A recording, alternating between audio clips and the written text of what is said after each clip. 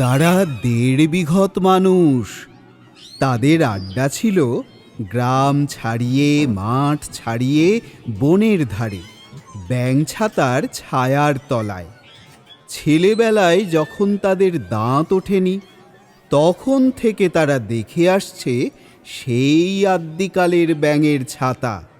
সে যে কোথাকার কোন ব্যাঙের ছাতা, সে খবর কেউ জানে না, কিন্তু সবাই বলে যত সব দুষ্টু ছেলে রাত্রে যারা ঘুমোতে চায় না, মায়ের মুখে ব্যাঙের ছাতার গান শুনে শুনে তাদেরও চোখ বুজে আসে। গাল খোলা খোলা ব্যাঙ, পাল তোলা রাঙা ছাতা, মেঠো ব্যাঙ গেছো ব্যাঙ, ছেঁড়া ছাতা ভাঙা ছাতা, সবুজ রং জবর জং, জরির ছাতা সোনা ব্যাঙ, টোক্কাটা ফোকলা ছাতা, কোকড়া মাথা কোনা ব্যাঙ, কত ব্যাঙের ছাতা। কিন্তু আজ অবধি ব্যাঙকে তারা চোখেও দেখেনি। সেখানে মাঠের মধ্যে, ঘাসের মধ্যে সবুজ সবুজ পাগলা ফড়িং থেকে থেকে তুড়ুক করে মাথা ডিঙিয়ে লাফিয়ে যায়। সেখানে রং বেরঙের প্রজাপতি, তারা ব্যস্ত হয়ে ওড়ে ওড়ে আর বসতে চায়, বসে বসে আর উড়ে পালায়। সেখানে গাছে গাছে কাঠবেড়ালি সারাটা দিন গাছ মাপে আর জরিপ করে, গাছ বেয়ে ওঠে আর গাছ বেয়ে নামে, আর রোদে বসে গোঁফ তাওয়ায় আর হিসেব কষে। কিন্তু তারাও কেউ ব্যাঙের খবর বলতে পারে না। গ্রামের যত বুড়ো বুড়ি, দিদিমা আর ঠাকুরমা, তাঁরা বলেন আজও সে ব্যাঙ মরেনি, তার ছাতার কথা ভোলেনি। যখন ভরা বর্ষায় বাদল নামে, বন বাদারে লোক থাকে না, ব্যাঙ তখন আপন ছাতার তলায় বসে মেঘের সঙ্গে তর্ক করে। যখন নিশুত রাতে সবাই ঘুমোয়, কেউ দেখে না, তখন ব্যাঙ এসে তার ছাতার ছাওয়ায় ঠ্যাং ছড়িয়ে, বুক ফুলিয়ে তান জুড়ে দেয়।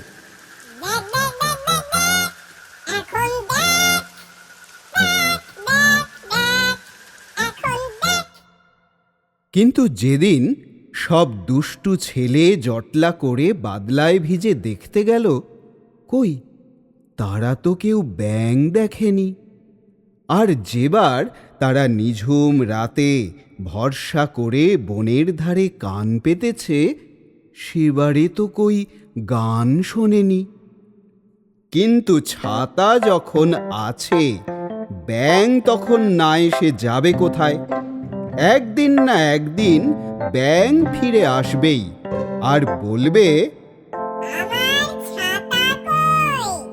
তখন তারা বলবে এই যে তোমার আদ্যিকালের নতুন ছাতা, নিয়ে যাও।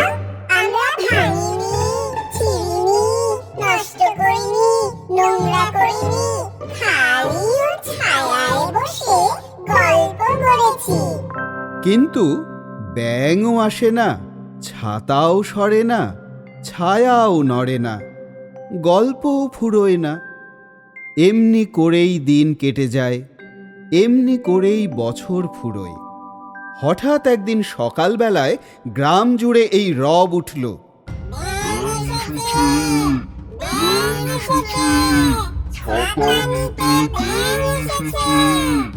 কোথায় ব্যাঙ? কে দেখেছে? বনের ধারে ছাতার তলায় লালু দেখেছে, কালু দেখেছে, চাঁদা ভোঁদা সবাই দেখেছে। কি করছে ব্যাঙ? কিরকম ব্যাঙ? লালু বললে, পাটকেলে লাল ব্যাঙ, যেন হলুদ গোলাপ চুল, এক চোখ বোজা, এক চোখ খোলা। কালু বললে, ছাইয়ের মতন ফ্যাকসার রং, এক চোখ বোঝা, এক চোখ খোলা। চাঁদা বললে, চকচকে সবুজ, যেন নতুন কচি ঘাস। এক চোখ বোঝা, এক চোখ খোলা। ভোঁদা বললে, ভূষো ভূষো রং, যেন পুরনো তেঁতুল তেঁতুল। এক চোখ বোঝা, এক চোখ খোলা। গ্রামের যত বুড়ো, যত মহা মহা পণ্ডিত, সবাই বললে, কারোর সঙ্গে কারোর মিল নেই। তোরা কি দেখেছিস আবার বল। লালু, কালু, চাঁদা, ভোঁদা সবাই বললে, ছাতার তলায় জ্যান্ত ব্যাঙ, তার 4 হাত লম্বা লেজ। শুনে সবাই মাথা নেড়ে বললে, তাহলে কখনো সেটা ব্যাঙ নয়, সেটা বোধহয় ব্যাঙের বাচ্চা ব্যাঙাচি। তা নইলে লেজ থাকবে কেন? ব্যাঙ না হোক, ব্যাঙের ছেলে তো বটে।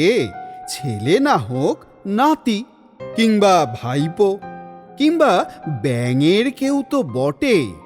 সবাই বললে, চল চল দেখবি, চল দেখবি চল। সবাই মিলে দৌড়ে চলল। মাঠের পাড়ে বনের ধারে ব্যাঙ ছাতার আগায় বসে কে একজন রোদ পোয়াচ্ছে। রংটা যেন শ্যাওলা ধরা গাছের বাকল। লেজখানা তার ঘাসের উপর ঝুলে পড়েছে। এক চোখ বুজে, এক চোখ খুলে এক দৃষ্টে সে তাকিয়ে আছে। সবাই তখন চেঁচিয়ে বললে, তুমি কে হে? কস্তম, তুম কौन है? হু আর ইউ? শুনে সে ডাইনেও তাকালে না, বাঁয়েও তাকালে না। খালি একবার রং বদলিয়ে খোলা চোখটা বুঝলে আর বোঁজা চোখটা খুললে, আর চিড়িক করে 1 হাত লম্বা জিভ বার করেই তক্ষুনি আবার গুটিয়ে নিলে। গ্রামের যে হোমরা বুড়ো, সে বললে, মোড়ল ভাই, ওটা যে জবাব দেয় না, কালা নাকি? মোড়ল বললে, হবেও বা। সর্দার খুড়ো সাহস করে বললে, চল না ভাই, এগিয়ে যাই, কানের কাছে চেঁচিয়ে বলি। মোড়ল বললে, ঠিক বলেছ। হোমরা বললে, তোমরা এগোও, আমি এই আঁকশি নিয়ে ওই ঝোপের মধ্যে উঁচিয়ে বসি। যদি কিছু করতে আসে, ঘেঁচাত করে কুপিয়ে দেব। তখন সর্দার সেই ছাতার উপর উঠে ল্যাজওয়ালাটার কানের কাছে হঠাৎ কোন হয় বলে এমনি জোরে হাঁকড়ে উঠল যে সেটা আর একটু হলেই ছাতার থেকে পড়ে যাচ্ছিল। কিন্তু অনেক কষ্টে সামলে নিয়ে খানিকক্ষণ স্তব্ধ হয়ে থেকে দু চোখ তাকিয়ে বললে, অত চেঁচান কেন মশাই? আমি কি কালা? তখন সর্দার নরম হয়ে বললে, তুমি কি ব্যাঙের কেউ হও না? জন্তু তখন না না না না না না না না, কেউ না কেউ না কেউ না। বলে দুই চোখ বুজে ভয়ানক রকম দুলতে লাগলো। তাই না দেখে সর্দার বুড়ো চিৎকার করে বললে, তবে যে তুমি ছাতা নিতে এসো। সঙ্গে সঙ্গে সবাই চেঁচাতে লাগলো। নেমে এসো, নেমে এসো, শিগগির নেমে এসো। মোড়ল খুড়ো ছুটতে গিয়ে প্রাণপণে তার ল্যাজটা ধরে টানতে লাগলো। আর হোমরা বুড়ো ঝোপের মধ্যে থেকে আঁকশিটা উঁচিয়ে তুলল। ল্যাজওয়ালা বিরক্ত হয়ে বললে, কি আপদ মশাই, লেজ ধরে টানেন কেন? ছিঁড়ে যাবে যে। সর্দার বললে, তুমি কেন ব্যাঙের ছাতায় চড়েছ আর পা দিয়ে ছাতা মারাচ্ছ? জন্তুটা তখন আকাশের দিকে গোল গোল চোখ করে অনেকক্ষণ তাকিয়ে বললে। কি বললেন? সর্দার বললে, বললাম যে ব্যাঙের ছাতা। যেমনি বলা অমনি সে খ্যাক খ্যাক খ্যাক খ্যাক খ্যাক খ্যাক খ্যাক খ্যাক করে হাসতে হাসতে হাসতে হাসতে একেবারে মাটির উপর গড়িয়ে পড়ল। তার গায়ে লাল নীল হলদে সবুজ রামধনুর মতো অদ্ভুত রং ফুলতে লাগলো। সবাই ব্যস্ত হয়ে দৌড়ে এলো। কি হয়েছে? কি হয়েছে? কেউ বললে, জল দাও। কেউ বললে, বাতাস করো। অনেকক্ষণ পর জন্তুটা ঠান্ডা হয়ে উঠে বললে, ব্যাঙের ছাতা কি? ওটা বুঝি ব্যাঙের ছাতা হলো? যেমন বুদ্ধি তোমাদের! ওটা ছাতাও নয়, ব্যাঙেরও কিছু নয়। যারা বোকা তারা বলে ব্যাঙের ছাতা।